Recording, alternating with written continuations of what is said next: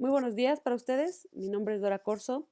Yo soy infectóloga y el día de hoy les voy a platicar generalidades sobre la resistencia antimicrobiana en el marco de la semana de concientización sobre este tema.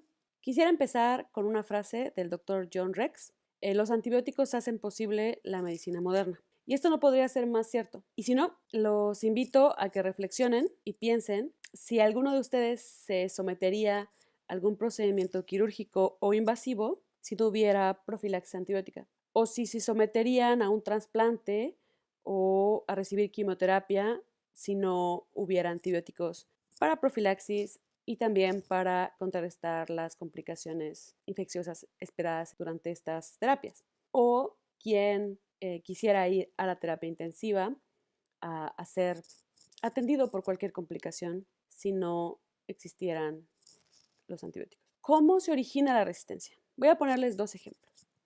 El primero es un paciente en el que tiene una infección bacteriana, cualquiera, y esta infección es al principio sensible, es decir, la población bacteriana que está causando esa infección es sensible. Posiblemente dentro de esta población hay algunas unidades bacterianas que tienen una sensibilidad menor al antibiótico que se va a usar, pero que el antibiótico, si se da de una manera correcta, matará a todas las bacterias. El problema en este caso viene cuando la exposición al antibiótico es inapropiada, ya sea porque el paciente decidió dejar de tomar el medicamento o porque la dosis que se administró, ya sea por prescripción o por decisión del mismo paciente, fue menor. Es decir, hay dosis subóptimas del medicamento. ¿Qué va a pasar? La mayoría de estas bacterias van a morir, pero aquellas que necesitaban de ese extra o de esa dosis apropiada de antibióticos para que el antibiótico funcionara apropiadamente van a sobrevivir. Es decir, se selecciona al grupo más resistente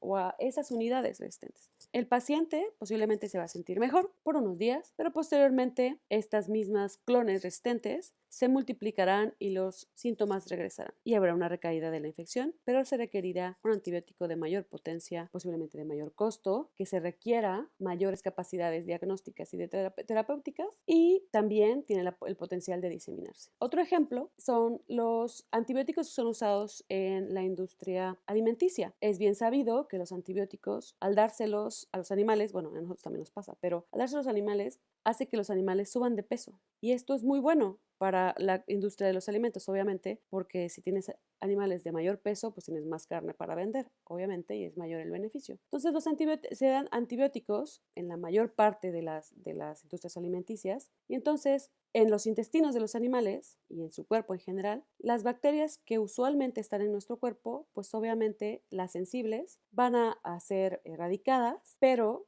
obviamente que van a quedar las resistentes. Se van a seleccionar las resistentes y crecerán las que son resistentes. Y esto, obviamente, que se disemina a todos lados. Piensen que uno come ese tipo de alimentos que pueden estar contaminados con bacterias resistentes y entonces nosotros nos colonizamos por esos bichos resistentes. O la tierra y el agua que puede ser contaminada con las heces de estos animales y esa misma agua puede ser usada para regar otras plantas y entonces así se disemina toda esta resistencia o estas bacterias resistentes. El origen está en la exposición a un antibiótico de manera inapropiada, selección de los clones resistentes o las unidades resistentes bacterianas y la expansión de estos clones, originando nuevos problemas.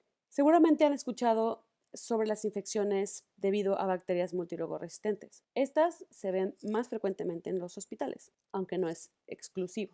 ¿Cuál es la definición usual de una bacteria multirogoresistente? Y esta definición o esta bacteria sería aquella que es resistente a más de un agente en más de 3 categorías de antibióticos. También están las que son extensamente resistentes y son aquellas que son sensibles a solo 2 categorías de antibióticos, o las que son pandrogoresistentes, que no son susceptibles a nada. En esta diapositiva pueden ver prácticamente todos los grupos de antibióticos que existen. Y entonces una bacteria multirogoresistente sería una bacteria cualquiera, no voy a poner nombres, resistente a más de 2 agentes dentro de una categoría de antibióticos que serían los betalactámicos y a quinolonas y a macrólidos. Ahí tienen una bacteria multirogoresistente. Una bacteria extensamente resistente sería resistente a otro grupo de antibióticos, solamente quedarían 2 grupos para tratarlos. Y finalmente, pan-drogo-resistente quiere decir que no hay otro grupo de antibióticos para tratar. Y actualmente existen este tipo de bacterias y es lo que la Organización Mundial de la Salud ha llamado la era posantibiótica. Y es a lo que no queremos llegar, a que no tengamos antibióticos para tratar ese tipo de bacterias. Voy a hablar sobre esto un poco más adelante. El factor de riesgo más importante para la resistencia bacteriana es el uso inapropiado de antibióticos. Y es sabido que la mitad de los antibióticos que son prescritos de manera inapropiada. Esto lleva varias consecuencias. Que casi 2 millones de personas adquieran bacterias resistentes cada año, que existan más de 23,000 muertes al año debido a estas infecciones y que el costo en los Estados Unidos asociados a los cuidados de estas infecciones resistentes ascienda a 20 billones de dólares. Otras consecuencias son también que el 20%, es decir, una de cada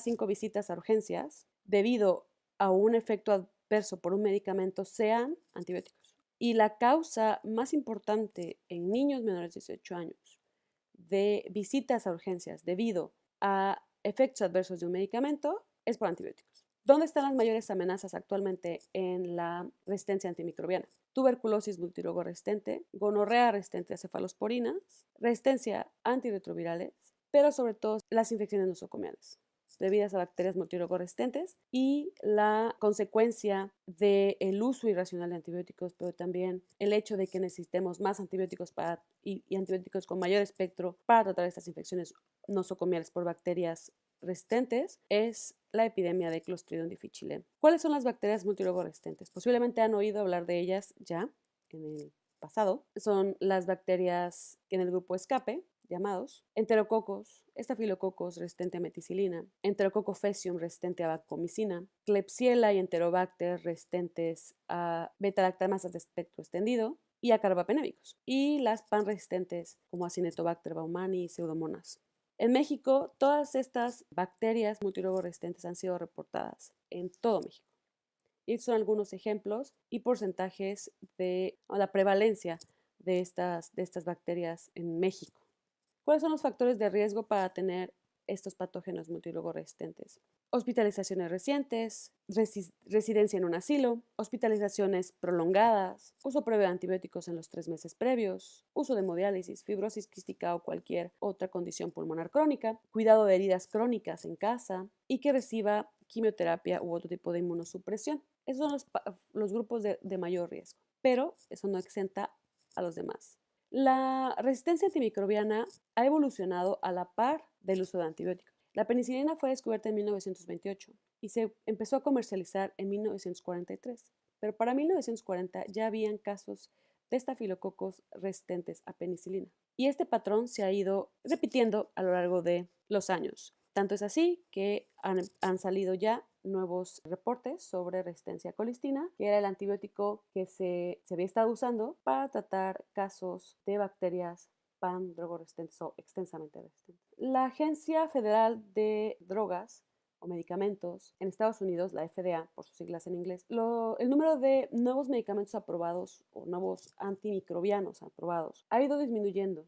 en el tiempo. Y esto tiene varias explicaciones. Una de ellas es que el desarrollo de nuevas moléculas antimicrobianas está detenido. Y esto es porque a partir del descubrimiento de nuevas moléculas puede llevar hasta 20 años su comercialización, como vimos en el caso de la penicilina, que se descubrió en el 28 y se empezó a comercializar en el 43. Eso sigue siendo, desde que se descubren nuevos blancos terapéuticos hasta que se comercializa, pueden pasar 20 años. Y esta inversión en desarrollo y descubrimiento de nuevas moléculas es extremadamente caro y para las industrias farmacéuticas, que son quienes usualmente invierten en este tipo de investigación, no les reporta la ganancia esperada que pudieran tener con otro tipo de moléculas como analgésicos, quimioterapéuticos, etc.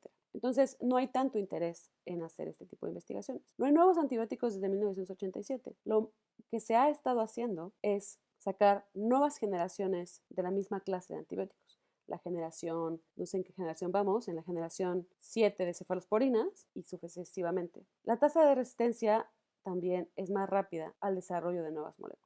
Todo esto hace que invertir en programas de prevención y en cuidar de los antibióticos que actualmente tenemos sea una prioridad.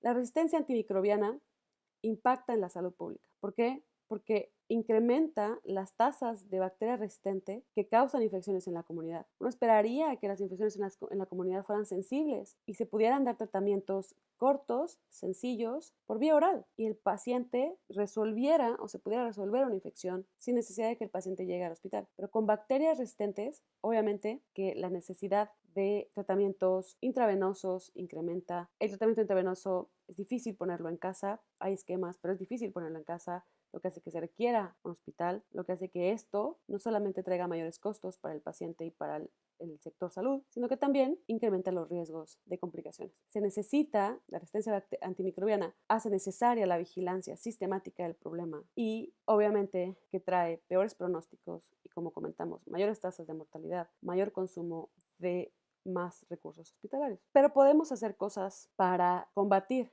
las infecciones multilogo resistentes y la resistencia antimicrobiana. En resumen, estas acciones son prevenir las infecciones y la diseminación de resistencia. Y aquí los grupos de epidemiología hospitalaria juegan un papel fundamental, pero ellos no pueden hacerlo solos. Obviamente, se necesita de todas las personas involucradas en el hospital, ya sea profesionales de la salud o no, de que se cumplan y se apegue a los planes y a los programas preventivos de infecciones. Hacer vigilancia epidemiológica de las bacterias resistentes, conocer la epidemiología hospitalaria para mejorar el uso de antibióticos, a tener programas de vigilancia del uso de antibióticos y mejorar las prescripciones por medio de muchas estrategias. Pero creo que una de las más importantes es la educación continua sobre cómo mejorar el uso de antibióticos, sobre mejorar también las herramientas diagnósticas en los laboratorios de microbiología y obviamente hacer este tipo de eventos en donde se concientice a todas las personas involucradas en la atención de pacientes y también promover el desarrollo de nuevos antibióticos y